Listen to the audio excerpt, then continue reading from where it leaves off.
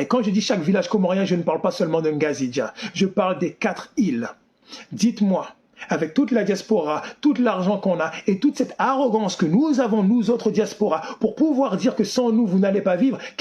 Donc voilà, je voulais juste rebondir sur cette vidéo-là que j'ai vue qui disait que sans la diaspora, les Comores ne pourraient pas vivre.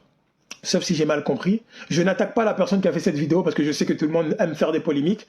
Mais comme vous savez, j'aime prendre les sujets de réflexion pour qu'on réfléchisse, comme dit Dieu dans le Coran. Y a-t-il quelqu'un pour réfléchir? Et le pays ne pourra avancer que lorsqu'on aura réfléchi. Avant même que la diaspora première génération, deuxième génération soit née, les Comoriens vivaient. Premier argument. Deuxième argument, le produit intérieur brut du pays. La diaspora contribue à hauteur de 30%. À partir de là, on ne peut pas dire que sans la diaspora, ici les Comores seraient morts. Si les Comoriens de la diaspora contribuaient à hauteur de 60-70%, là, on aurait pu dire ça.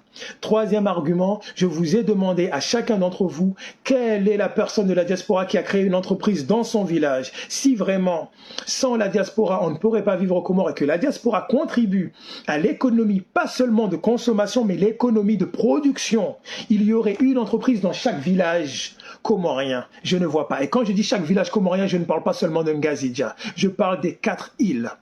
Dites-moi, avec toute la diaspora, tout l'argent qu'on a et toute cette arrogance que nous avons, nous autres diaspora, pour pouvoir dire que sans nous, vous n'allez pas vivre, quelles entreprises nous avons créées? À cette question, la plupart répondent, mais je ne peux rien faire, car le président, le gouvernement m'empêche de faire.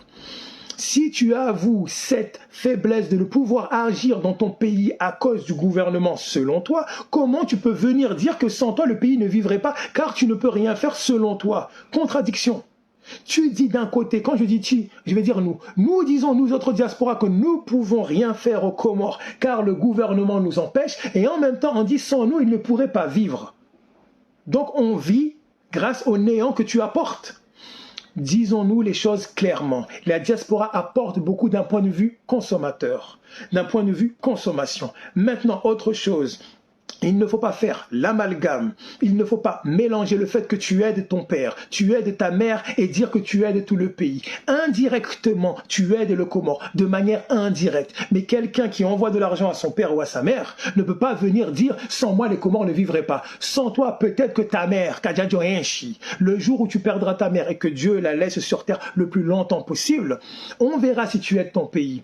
Moi, j'ai perdu ma mère, je n'ai pas arrêté la création des bourses, la formation des Comoriens, les microcrédits. Là, je peux dire que j'aide mon pays. Mais le jour où, par le passé, j'envoyais de l'argent à ma mère, j'envoie de l'argent à ma famille, je ne fais qu'aider ma famille.